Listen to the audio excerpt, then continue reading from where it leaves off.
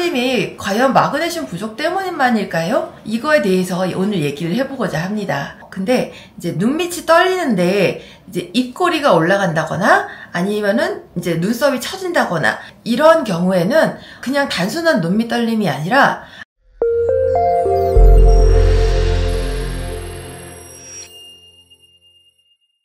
안녕하세요, 닥터노솔입니다. 오늘은 눈가가 파르르하게 떨리는 눈밑 떨림에 대해서 얘기를 해보고자 하는데요. 그거 마그네슘 부족 때문에 그래, 그 마그네슘 먹으면 돼, 이렇게 얘기할 정도로 눈밑 떨림 이퀄 마그네슘 부족, 이렇게 이제 공식이 되어 있죠. 근데 마그네슘이 도대체 뭐길래 눈밑 떨림을 자꾸 일으킨다고 얘기를 하는 걸까요? 눈밑 떨림이 과연 마그네슘 부족 때문만일까요? 이거에 대해서 오늘 얘기를 해보고자 합니다.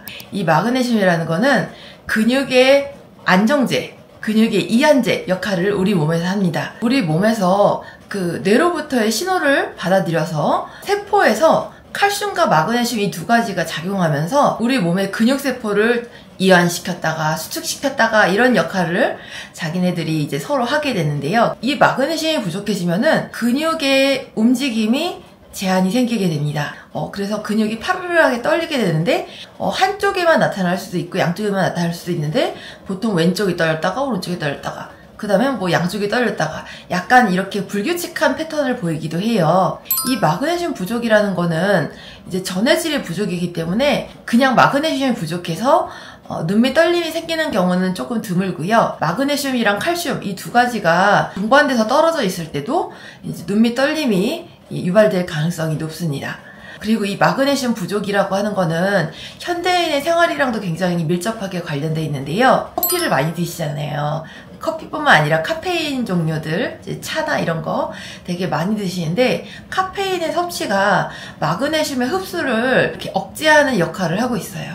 그래서 마그네슘 부족이 돼서 그래서 눈떨림이 또 야기될 수도 있습니다. 카페인이라고 하는 거는 우리 몸의 근육이나 신경, 심장 이런 부분들을 흥분시켜서 각성시키는데 주로 쓰이는 물질이잖아요. 그러니까 눈밑 떨림을 유발하는 원인이 되는 거는 어떻게 보면 당연한 일이겠죠. 근데 이제 식약처에서 얘기한 카페인의 하루 권장량은 400mg 이하인데 아메리카노 따졌을 때 작은 걸로 하루 4잔일 때 이제 얘기고요. 근데 요즘에는 에너지 음료수도 많이 드시잖아요. 에너지 음료수로 따졌을 때는 2캔 이하일 거를 이제 권장하고 있어요.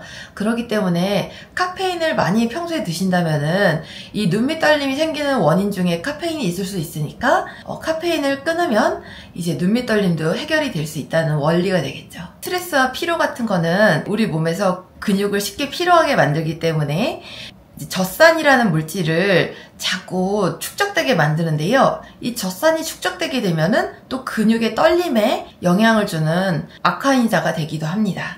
그렇기 때문에 적절한 수면이라던가 피로를 없애는 일도 굉장히 중요하겠죠.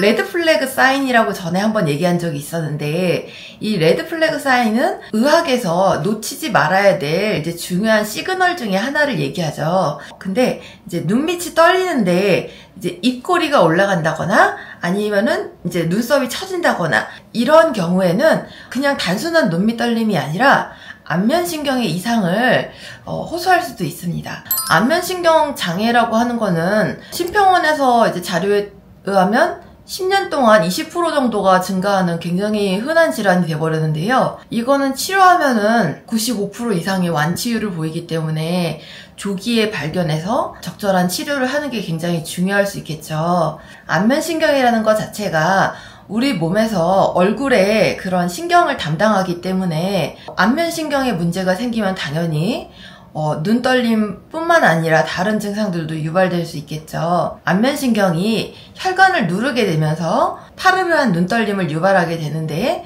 이럴 때는 이제 약물치료 같은 것도 도움이 되고 약물치료로 호전이 안 될 경우에는 이제 미세혈관 감압술이라고 하는 이제 수술적인 치료를 해서 안면신경과 혈관을 약간 떨어뜨려주는 그런 수술까지도 하게 됩니다. 나이가 드신 분들 같은 경우 콩팥 기능이 떨어져 있는 분들이 이제 종종 계신데 콩팥은 우리 몸에서 전해질을 왔다 갔다 하는데 도움을 주는 녀석인데 마그네슘이 막 보충되다 보면은 우리 몸에서 적절하게 배출이 안 될 수도 있고 배분이 안 될 수도 있기 때문에 마그네슘이 필요 이상으로 쌓이게 되는 그런 이제 부작용을 일으키기도 합니다. 콩팥이 안 좋은 분들한테 마그네슘을 그냥 보충하는 거는 단순한 무리일 수가 있고요. 골다공증 치료를 하는 비스포스네이트를 이제 섭취하시는 분이라던가 아니면 퀴놀론계 항생제 이런 걸 드시는 분들 같은 경우도 이제 마그네슘을 이제 같이 드실 때 이 마그네슘의 흡수를 저해하는 원인이라고 알려져 있어요.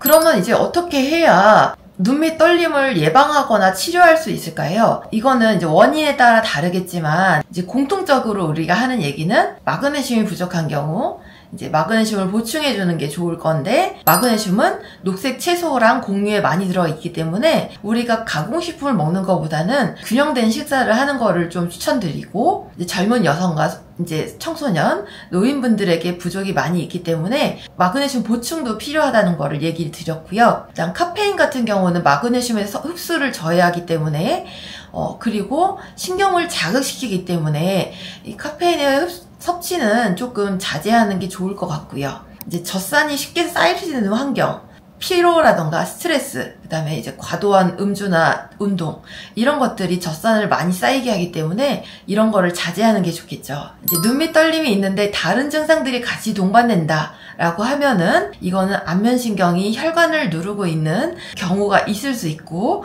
그런 경우에는 미세혈관 감압술이라는 걸 해야 되는데 완치율이 굉장히 높다고 알려져 있어요. 눈밑 떨림이 있다고 하면은 이게 어떤 경우에 해당하는지 생각해보고 단순한 그런 스트레스 상황이 아닌 것 같다 싶으면은 병원에 오시는 게 좋을 것 같아요. 예, 이상입니다.